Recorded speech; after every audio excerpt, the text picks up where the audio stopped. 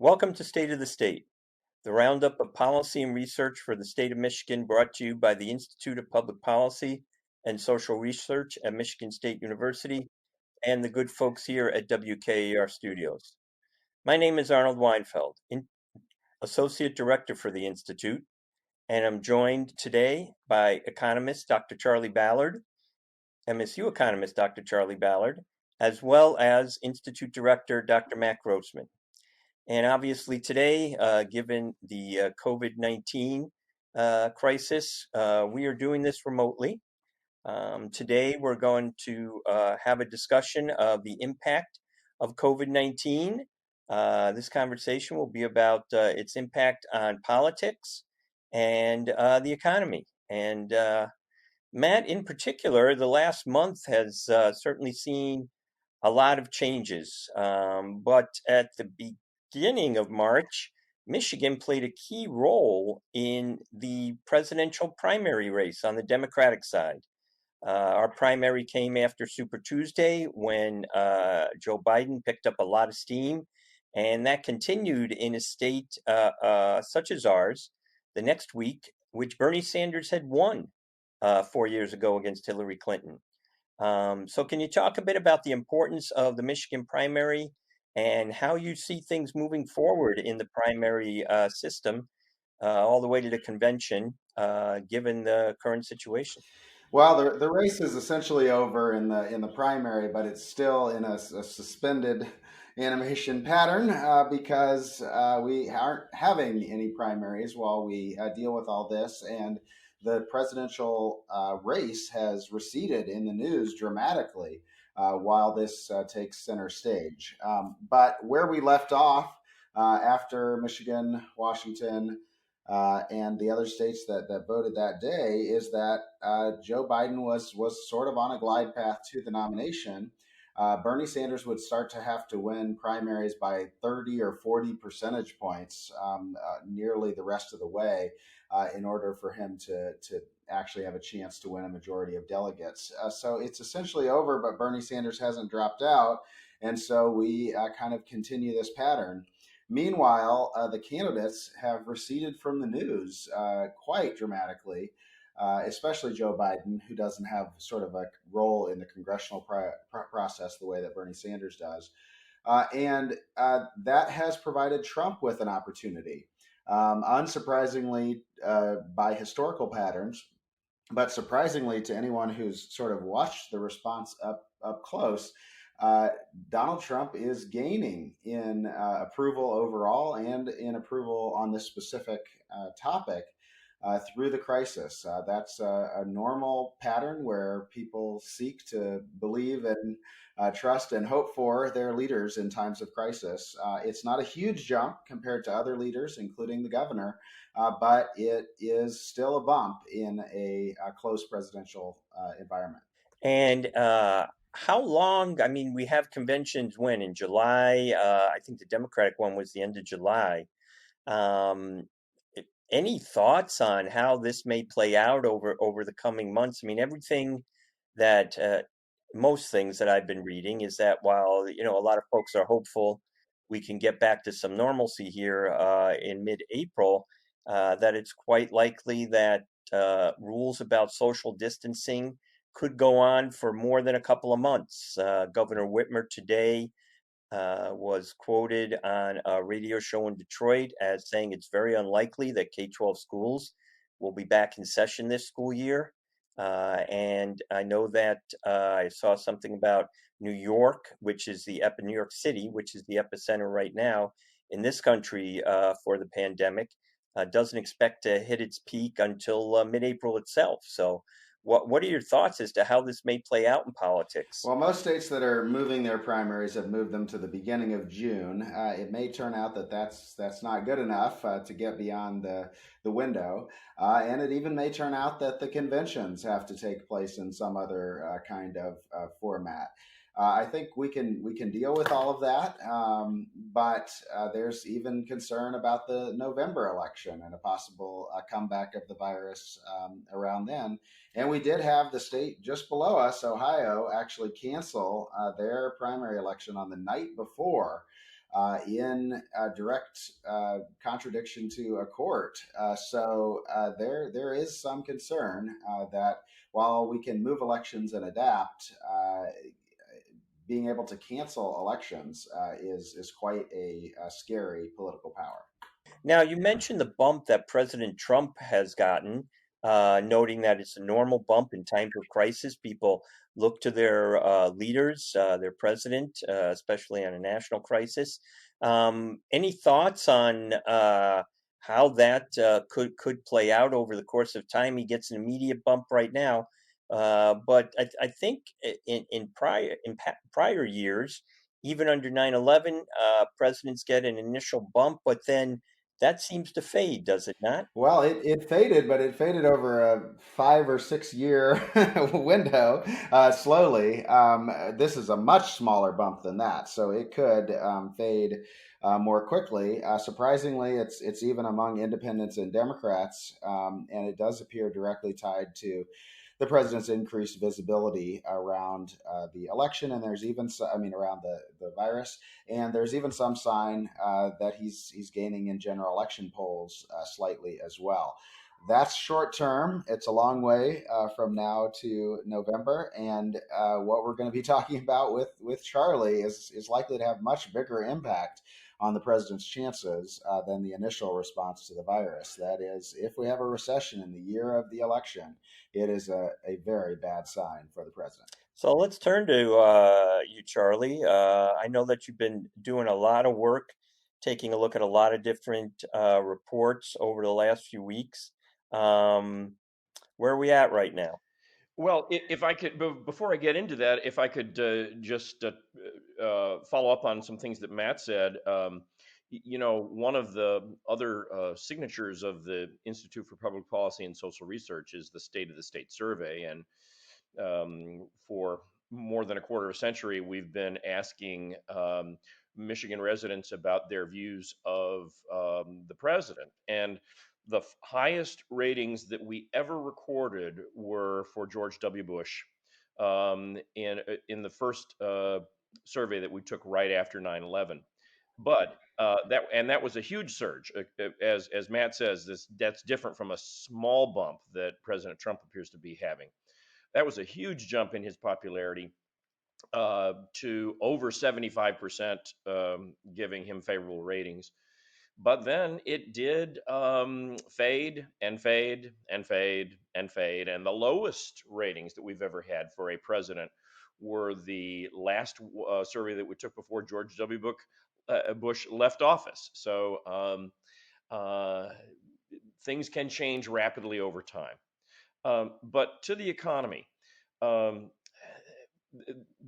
I think maybe the best single indication of the stunning economic dislocation caused by this virus is that we learned earlier this week that last week 3.3 million Americans made first-time claims for unemployment insurance compensation. Uh, that's not just a record, that shatters the previous weekly record by it's more than 4 times as many as the previous highest number of weekly unemployment claims. So a very, very rapid decline. Matt said something about a recession. I don't think there's any doubt that the United States' economy is in recession now. We'll get an official call on that in good time from the committee of the National Bureau of Economic Research that makes the call on these. But I believe with high confidence that they will say that March 2020 was the beginning of a recession and the end of the longest economic expansion in American history. If we've been growing for almost 11 years, and if there's any silver lining here, it is that at least the economy was starting from a somewhat stronger point. Imagine what COVID-19 would have done if it had hit in the winter of 2009, when the economy was very weak for other reasons. Um, this week, we're having the passage of an unprecedentedly large fiscal stimulus, $2.2 trillion. Um, I applaud the Congress and the president for belatedly um, figuring out some things that needed to be done. We wasted precious weeks in January and February when we could have been more seriously preparing for this crisis, because the scientific community was giving plenty of warnings, but they largely went unheeded, and the folks outside the medical community didn't really start paying a whole lot of attention until the last week in February. Then the stock market went down over a period of a month by 37%. It's dropped. It's bounced back some this week in anticipation of the passage of this stimulus bill, but the economy is definitely struggling. There's just no two ways about it. My most hopeful scenario is that sometime in the next few months we can get the virus under control, and then if we could return to normal, or something more like normal, it's possible that this recession might be a very, very sharp, very deep, but maybe not so long a recession. I would caution, however, that we're seeing evidence of the bounce back in Hong Kong and Singapore. They thought they had the virus under control, and then the numbers have surged again. So this is a pathogen.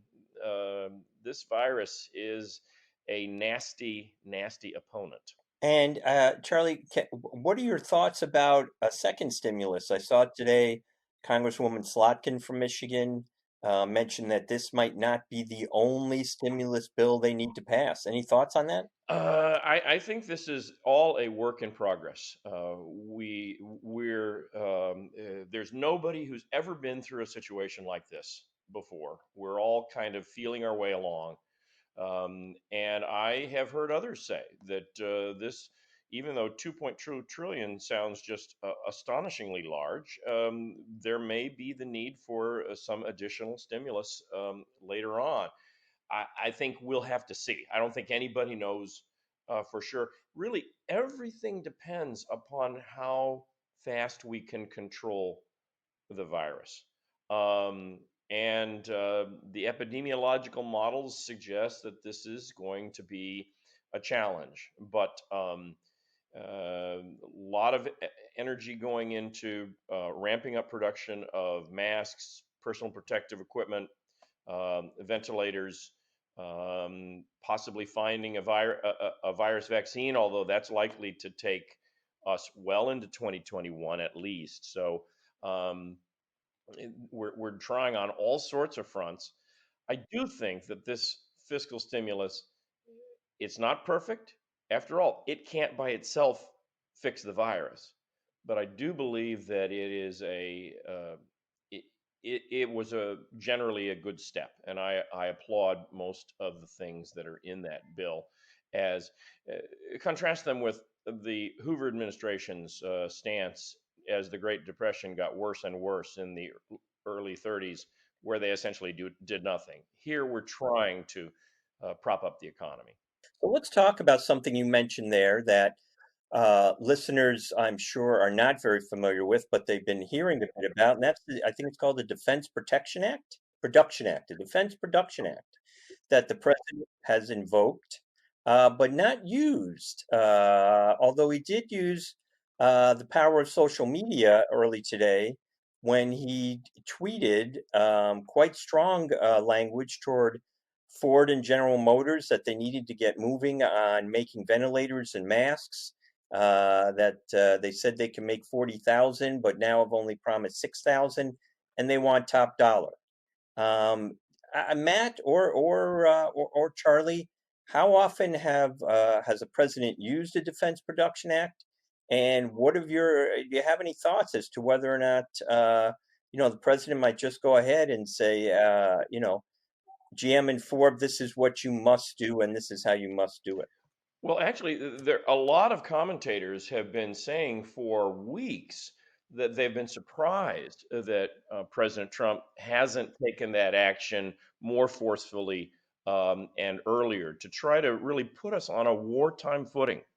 Larry Summers, the Harvard economist, said last night, we are at war. This is an unconventional war. It's different from World War II or Vietnam with bullets, but it is no less a national crisis. And many have been surprised and disappointed that the president hadn't acted more strongly, more quickly. Now, part of that is uh, the difficulty that he himself has faced in coming to terms with what's happening, because, as you know, for weeks he was essentially he often would say that the virus was the result of the fake news media.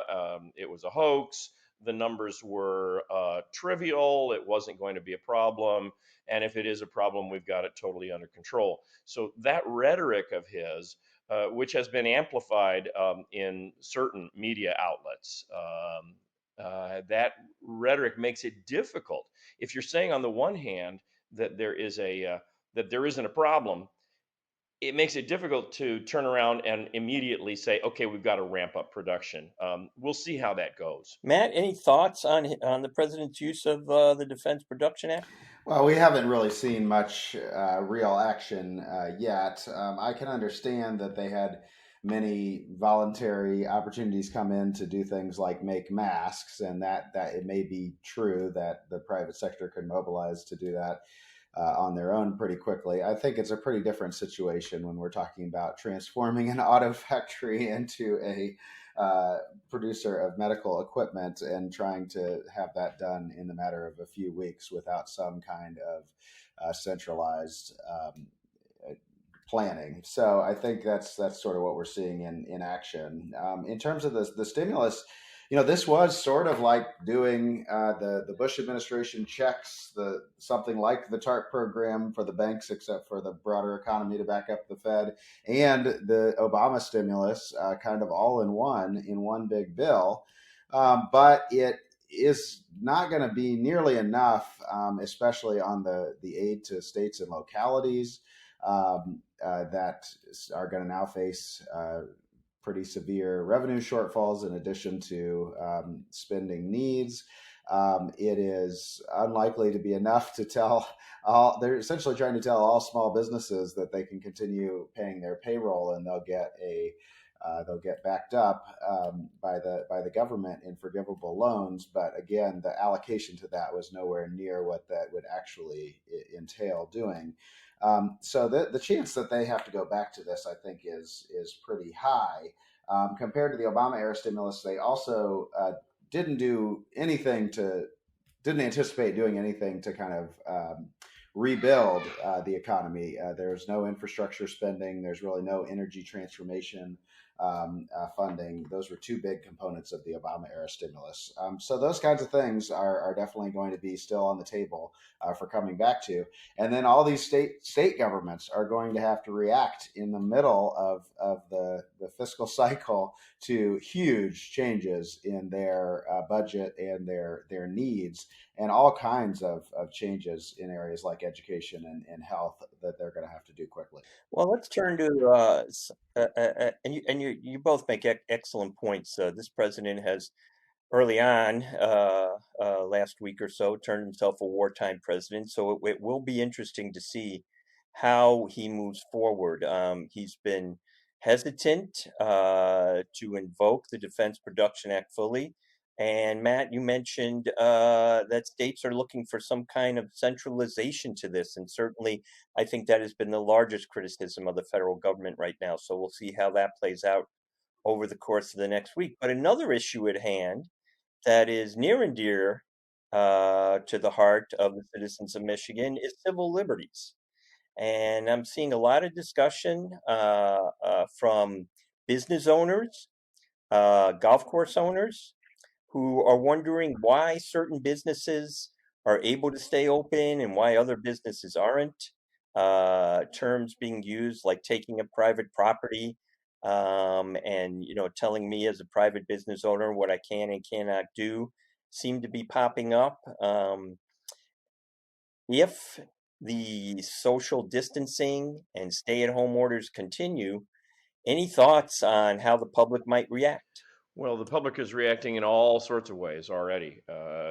When people are scared, as I think a lot of Americans are, they react in all sorts of ways. We've seen panic buying of toilet paper and hand sanitizer, and then later other things. We've seen, in some cases, hoarding of foodstuffs for the fear that at some point down the road things will run out. These are behaviors that are understandable, but that don't necessarily achieve social ends. I One of the things that I think is of top concern is a lot of folks are going to get checks or electronic funds transfers. $1,200 for an adult, $500 for a child. So for a family of four with two kids, that's $3,400, substantial amount of money. But the question is, what will they spend it on? And um, fiscal stimulus, the traditional idea is do something, tax cut or direct spending, to put more money in people's pockets, so that they will then go to the grocery store, go to the hardware store, go do various things, keep that money circulating, and that will help to support the economy, so those businesses will be able to stay open. Well, we're in a weird situation now because many of the channels through which people would traditionally be expected to spend money are gone. Hey, I got my fiscal stimulus check. Let's go out for dinner and a movie. No, you're probably not going to go out for dinner and a movie. You might go to some of the local restaurants that are doing takeout, but you probably don't want to go to a theater. If you're tense and you want a massage, or you want to get your hair done or get your nails done, those things are not happening. So all sorts of consumer expenditures are off the table or nearly off the table. I think that will mean that although this stimulus is needed and a step in the right direction, I don't think that we should pretend that it's going to work perfectly. Yeah, I don't disagree, but one of the things I'd like to bring up or like to ask is you're right. When it comes to the entertainment industry, uh, very little impact except for streaming services. And I'm not sure that'll have a large impact. But retail, will this hasten online shopping for goods normally purchased at brick and mortar grocery stores, department stores? Is this going to hasten their demise? Because that's where people could spend their money. We could see a big turn to online shopping. I read the other day where, it's not that big a deal in China. They do online shopping all the time. Only 4% of Americans do online grocery shopping. Could this hasten the demise of the traditional grocery store and department store? Well, the traditional brick and mortar retailers have been struggling for really years now, as mail order and online services have grown. And right now, of course, that's being amplified. What I think we don't know is, after things get back to normal, assuming that things do someday get back to normal, what will people do then, when they will have the option of going into those brick and mortar retailers? I don't know whether this will lead to a permanent change. It might, or it might be just a blip along a long-term trend moving in the general direction of online sales and less brick and mortar. I hope we don't go too far in that direction, because you and I, Arnold and Matt, we've talked about placemaking, about what makes a good community, and one of the things that I think makes good communities is having actual brick and mortar stores, having restaurants and bars, and places where you can go to shop. Yeah, density is certainly taking a shot right now, isn't it? Oh, absolutely. If density is one of the things that we look for in terms of trying to, that creates a, or has at least traditionally been thought of as creating a good community, um, that's not working very well right now. One other thing that I thought would be worth mentioning, just in terms of the massive logistical challenges that we are facing with this virus and our response to it. Um, the small business loans, and Matt said they may not be adequate, but put that aside for the moment. What we're supposed to have is $350 billion of loans backed by this Small Business Administration. Currently, the Small Business Administration backs $25 billion of loans. So what they're supposed to do is um, multiply their portfolio by a factor of 15, and they're supposed to do it right away. And all of the banks, all of the lenders working with those small businesses and the SBA, that's going to be a challenge. And the unemployment insurance, we know that Michigan's unemployment insurance system is rickety in the best of times, and these are not the best of times. So even though people have suddenly become eligible for unemployment insurance, I think it's an open question how fast they will be able to get the benefits to which they are entitled. Matt, any thoughts on the speed at which countries like China or South Korea were able to get a handle on the initial wave, and we'll just call it the initial wave of this virus, because of their societies and cultures and forms of government, as compared to what we have here in the United States. Yeah, we're asking quite a bit of administrators, bankers, state and local governments, everyone who has to quickly implement all of these policies while dealing with a whole bunch of fires. How do you think about how Michigan is dealing with it at this time? We were one of the last states to get any cases, but have now jumped up much faster than any other state, and we're having sort of a crisis in the Detroit area already. What are the sort of background factors that make that likely, and is there anything that the state can do to avoid the worst? Well, I think we're doing many of the right things with Governor Whitmer's stay-at-home orders. But of course, what we're seeing, even with people staying at home, is that the infection had already gotten going, and I think it's going to put tremendous strain on our local hospitals and emergency rooms and intensive care units. I think I have great admiration for the healthcare providers in Michigan, and I think they will do their absolute best. That doesn't mean that it will be easy at all. And unfortunately, there have been deaths. There will be more deaths. But my view is that it's appropriate to try these social distancing measures very aggressively, because that's the main thing that's going to flatten the curve. And what about the Detroit area's just health and economic difficulties going into it? Is that going to exacerbate this crisis?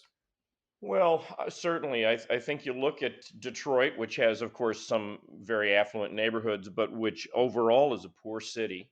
And some of its suburbs are not very affluent, although some are. We know that in any kind of a situation like this, those who have limited resources are often the ones who struggle the most. And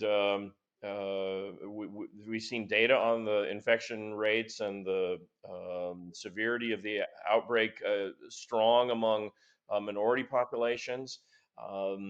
That's unfortunate, but I think it's going to be the case um, going forward. And so, Detroit, and I have a dog in this fight because my mom's a native Detroiter, and I've been visiting Detroit for most of my life.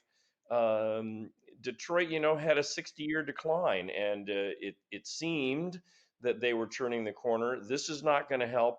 I think it's going to be all hands on deck. I certainly hope that the Whitmer administration and Mayor Duggan's administration will work closely together to do everything they can to mitigate this. But no question, it's a tough time. Well, we'll have to leave it there now, but we'll certainly be watching as things move forward and as we enter a darker health and economic period and try to work our ways out of it. Any last words of hope, Charlie? I'm washing my hands a lot, and um, I think people one hopeful sign is that I think people finally got the message. I think Americans were slow to get the message. I think you saw the pictures of spring break teenagers in Florida who certainly didn't look like they were concerned about the coronavirus. I think most Americans now have got it, have understood that this is a serious problem, and you can't really address it unless people understand that it's an issue. So at least I think we've turned a corner in terms of public awareness. All right, well, we'll leave it on that positive note and see you next time on State of the State.